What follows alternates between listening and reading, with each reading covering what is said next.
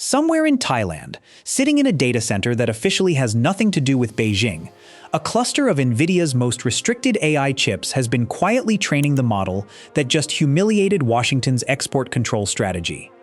And now the White House says it can prove it. For 4 years, the United States built a wall around China's access to advanced AI chips. Entity lists, licensing rules, chip design restrictions, all of it engineered around one goal: keep the world's most powerful processors out of Chinese hands, and keep America's AI labs years ahead. That wall just got a very public crack in it, and the company that cracked it isn't Huawei, and it isn't DeepSeek. It's a Beijing startup most Americans had never heard of a month ago, called Moonshot AI. If the accusations against Moonshot hold up, they don't just describe one company skirting the rules. They describe the entire premise of America's chip strategy quietly failing in real time, while the company that broke it becomes one of the most talked about AI labs on Earth. Here's what's at stake. The US chip export regime works on one core assumption: that if you deny China the physical hardware, you deny China the model. No chips, no frontier AI. That assumption is now the thing on trial. If a mid-sized Chinese startup can route around its way to tens of thousands of banned processors, then the entire 5-year multi-administration chip war has a hole in it big enough to drive a data center through. And Washington knows it. That's why this isn't being handled quietly through some obscure regulatory filing.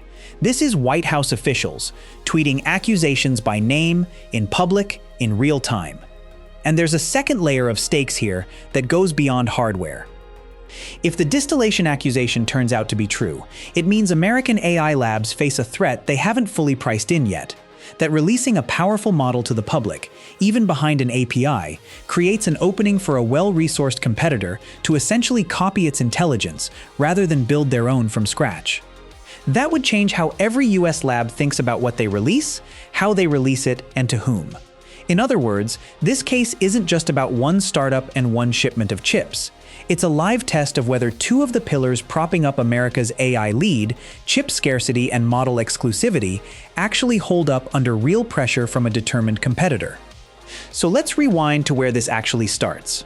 In mid-July, Moonshot AI released a model called Kimi K3. Open weight, 2.8 trillion parameters, a context window stretching past 1 million tokens. On release, it did something almost no Chinese model had done before. It didn't just compete with the top American systems. On several benchmarks, it beat them, trailing only Anthropic's flagship Fable 5 and OpenAI's newest GPT release. Within days, developers outside China were switching over. A Mozilla executive publicly said he'd swapped his daily driver from an American chatbot to Kimmy K3 because it felt faster and cost a fraction of the price. Coinbase started moving workloads to Chinese models to cut costs. This wasn't a curiosity anymore. This was American companies, on American soil, choosing Chinese AI because it was simply better value.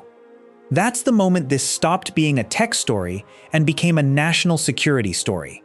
Because the immediate question in Washington wasn't how did they build something this good.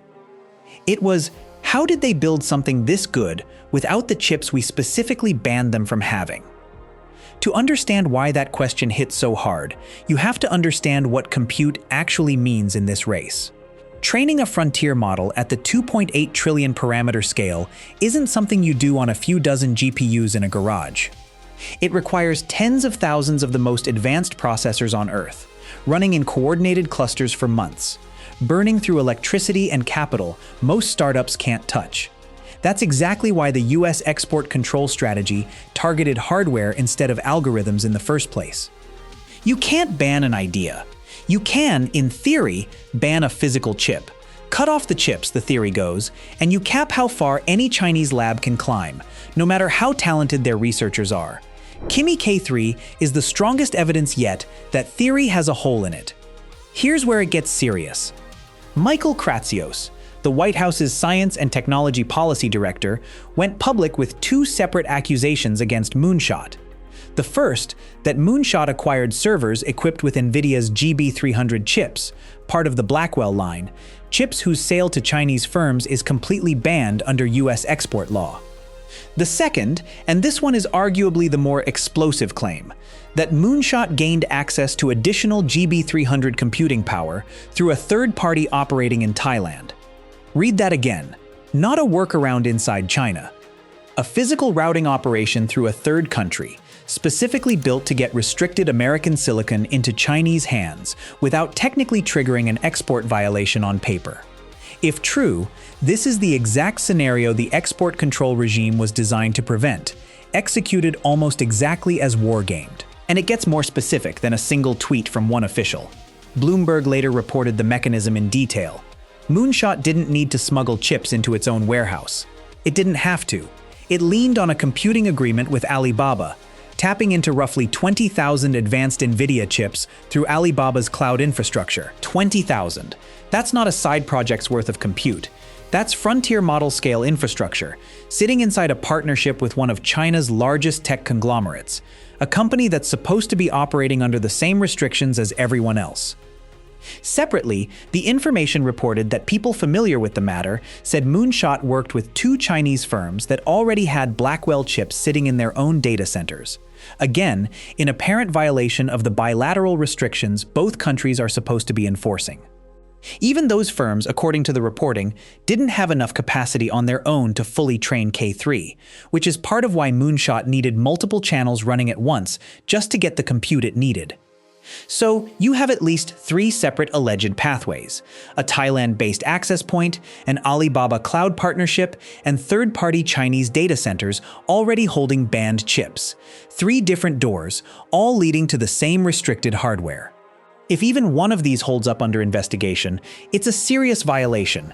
If all three do, it suggests something bigger than one company cutting corners. It suggests a functioning underground supply chain for the exact chips America spent years trying to wall off. And this wasn't happening in a vacuum. Moonshot reportedly ran out of serving capacity almost immediately after Kimmy K3 launched, with subscriptions piling up on a waiting list, which tells you the demand for this model wasn't manufactured hype. It was real usage pressure from real users choosing it over American alternatives. Because K3 was released as an open-weight model, other inference providers quickly started hosting it themselves, spreading the model's reach even further beyond anything Moonshot could fully control. So even if regulators eventually clamp down on Moonshot directly, the model itself, and whatever training shortcuts went into building it, is already out in the world, running on servers Washington has zero jurisdiction over. Now here's the twist that turned this from a chip story into something even bigger. Kratsios didn't stop at hardware. He made a second accusation, and this one isn't about silicon at all. It's about intelligence itself. He alleged that Moonshot used a technique called distillation, essentially feeding outputs from Anthropic's most advanced model, Claude Fable 5, into Kimmy K3's training process, effectively using America's own frontier AI to teach a Chinese competitor how to think. If that's true, it means the very model built to demonstrate US AI superiority may have been quietly repurposed as a training tool for the model that's now undercutting it on price and matching it on benchmarks. Anthropic itself has stayed notably quiet in public on the specifics of the accusation, neither confirming nor amplifying Kratsios' claim, which is its own kind of signal. Companies that are certain they've been ripped off tend to say so loudly, especially when a sympathetic White House is already making the accusation for them. The silence has left room for speculation on both sides, some reading it as caution over a claim Anthropic can't independently verify, others reading it as evidence the company simply doesn't have hard proof either. Kratsios didn't release hard evidence for the distillation claim. And to be fair, AI researchers are genuinely split on this one. Some point out that Fable 5's public availability came only shortly before Kimmy K3's release, which makes a full-scale distillation pipeline technically tight on timing, maybe too tight. Others argue timing constraints haven't stopped Chinese labs before, and that distillation from partial or early access could still explain some of the sudden capability jump. Nobody outside Moonshot and the US intelligence community actually knows for certain yet. But the accusation alone was enough to escalate this to the highest levels of the US government. That's when Treasury Secretary Scott Bessent stepped in with a line that's since been repeated across every outlet covering this story. Open source is not open season on American IP. Translation: releasing a model publicly doesn't mean it's fair game to be strip-mined for training data by a foreign competitor. And if Washington can prove Moonshot did exactly that, sanctions and an entity list designation are reportedly on the table. And an entity list designation is not a symbolic slap. That's the same mechanism the US used against Huawei starting in 2019. The move that cut Huawei off from key American technology and reshaped the entire smartphone and telecom chip industry.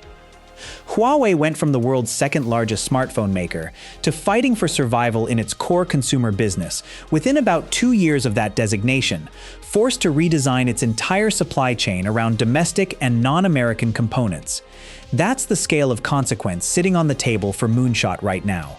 If Moonshot gets hit with that, it's not just a fine or a statement. It's the company potentially losing access to any American technology, any American cloud infrastructure, any American partnership, virtually overnight, right at the moment it's trying to scale up for its next model. But here's the part legal analysts keep flagging, and it matters for where this story goes next. The distillation accusation and the chip accusation are not equally strong, legally. Using a competitor's public model outputs to train your own system sits in a genuinely contested gray zone of IP law. Nobody has fully settled whether that's theft or just aggressive competitive research. The chip accusation is a different animal entirely. If Moonshot did route restricted Nvidia GB300 chips through Thailand and into Chinese hands, that's not a gray area. That's a documented violation of US Export Administration regulations, which explicitly restrict advanced semiconductor sales to China, regardless of what country the shipment routes through on paper. In other words, the distillation claim is the headline. The chip routing claim might be the one that actually holds up in an investigation. There's a reason officials are framing this the way they are publicly, leading with the more dramatic IP theft story, while quietly building the harder-edged chip case underneath it. Distillation makes for a better headline. It plays into the narrative of a scrappy Chinese company stealing American genius rather than out-executing it. But headlines don't win investigations. Documented shipping routes, cloud contracts, and data center access logs do. If you're Moonshot's legal team right now, you're far more worried about the paper trail behind those 20,000 chips than you are about a public argument over whether distillation crosses an ethical line nobody in AI has fully agreed on yet. And that investigation is already underway. Reuters reported that the Commerce Department's Bureau of Industry and Security is formally investigating whether Chinese firms, Moonshot specifically among them, illegally accessed advanced American chips. This is no longer just a war of public accusations on social media. This is federal investigators building a case. Which brings us to the moment that made this story impossible to ignore, even for people who don't normally follow chip policy. Nvidia CEO Jensen Huang showed up in Washington. Not for a product launch, not for an earnings call, for a series of meetings with lawmakers and officials on both sides of the aisle, reportedly including a sit-down with Commerce Secretary Howard Lutnick. Neither Nvidia nor the Commerce Department would confirm exactly what was said behind closed doors. Nvidia's official line was that Huang was there to talk about the company's role in strengthening America's domestic supply chain and its commitment to producing $500 billion in American technology over 4 years. Read between the lines on that statement for a second. Nvidia is the company whose chips are at the center of an active federal investigation into how they ended up illegally in Chinese hands. And Nvidia's public response wasn't to address the investigation directly. It was to pivot immediately to talking about how much it's investing in America. That's not a coincidence. That's a company managing a crisis in real time, trying to control the narrative before it controls them. Jensen Huang didn't fly to DC because things are calm. And here's the part that should worry Nvidia specifically, more than almost anyone else in this story. Every single pathway investigators are looking at, the Thailand access point, the Alibaba compute deal, the third-party data centers, all of them run through Nvidia hardware. Nvidia didn't sell those chips to Moonshot directly, and there's no accusation that Nvidia knowingly enabled any of this. But when the chips at the center of a national security investigation all say Nvidia on the box, Nvidia doesn't get to sit this one out, no matter how many times its spokesperson mentions domestic manufacturing investment. Markets notice too. Nvidia's stock has swung on every fresh headline in this saga, investors trying to price in a question nobody has a clean answer for yet. Is this a contained scandal involving one Chinese startup? Or is it evidence that the entire premise of the export-controlled chip market is leakier than Nvidia's own compliance statements have suggested? That's not a small distinction for a company whose China exposure has already been a recurring headache through years of shifting export rules, license reversals, and now a federal investigation with its brand name attached to every restricted chip in the story.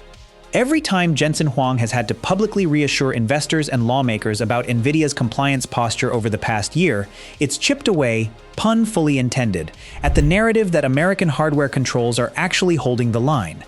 Industry reaction has split roughly the way you'd expect.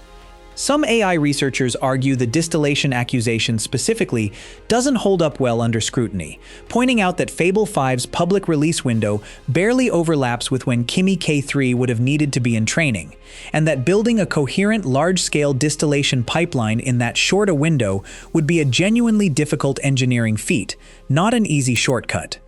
Others push back, noting Moonshot could have used partial access, early API availability, or even outputs scraped before formal release to jumpstart parts of the process, and that Chinese labs have shown before they can move faster than Western timelines assume. On the chip allegations, though, there's far less disagreement. Multiple independent outlets, not just the White House, have now reported overlapping details about the Thailand access point, the Alibaba compute deal, and the third-party data centers, which is usually a sign a story has more than just one administration's political motivation behind it. Now zoom out, because this is bigger than one company's compliance headache. Remember, this comes less than 2 years after DeepSeek's release triggered what the industry started calling the DeepSeek moment. The first time Silicon Valley was forced to publicly admit a Chinese lab had closed the gap faster than anyone expected. Kimi K3 is being described by some analysts as a second version of that same shock. Except this time, it's not just about raw capability. It's about the mechanism behind the capability. DeepSeek forced the industry to ask, how are they this good with less compute? Kimi K3 is forcing Washington to ask something scarier. Are they even actually working with less compute, or have they just found a way around our restrictions entirely? There's also a policy response already forming, and it tells you Washington doesn't think this is a one-off. Lawmakers have been pushing something called the Remote Access Security Act, specifically designed to close what's become known as the rental loophole. Right now, buying a banned Blackwell chip outright is illegal. But renting remote access to one sitting in a data center overseas exists in a legal gray zone, because the chip itself never physically crosses into China. The proposed law would treat remote access itself as an export event, closing that gap. If this bill moves forward, it will be a direct response to exactly the kind of workaround Moonshot is accused of using. That tells you something important. Officials aren't just angry about this one case. They're already trying to make sure the next Moonshot can't use the same playbook. But laws like this take time to pass, and even longer to enforce across foreign jurisdictions that have no obligation to cooperate with US export rules. Thailand isn't bound by American export law. Neither is whichever country hosts the next data center some Chinese lab decides to route through. Washington can write all the legislation it wants domestically and still find itself with no actual mechanism to stop a transaction that happens entirely outside US borders. And there will be a next one. That's the uncomfortable truth sitting underneath all of this.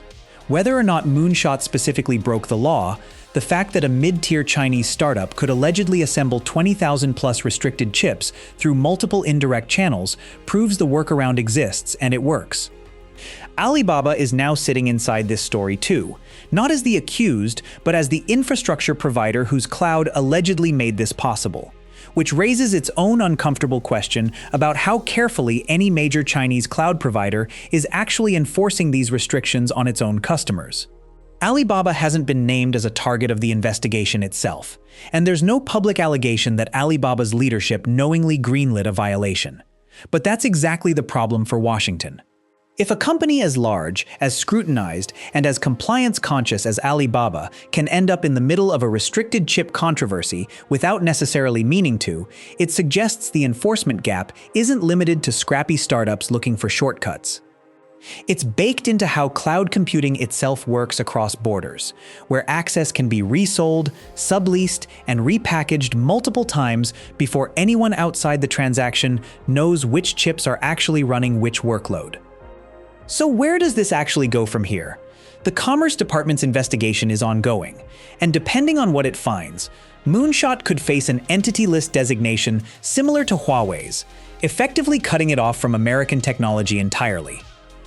Or, if the evidence turns out to be thinner than the initial accusations suggested, this could quietly fade the way plenty of headline-grabbing tech accusations eventually do, especially the harder-to-prove distillation claim.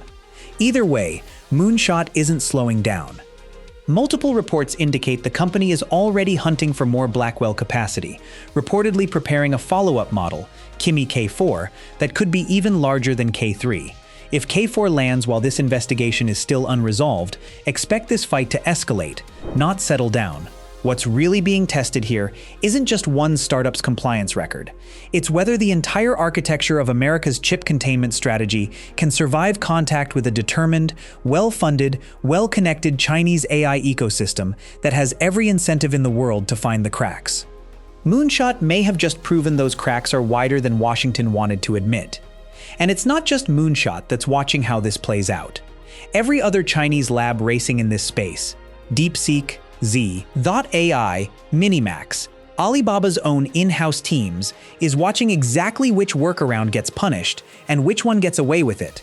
If the Thailand routing strategy survives this investigation intact, expect it to become standard practice across the industry within months, not years.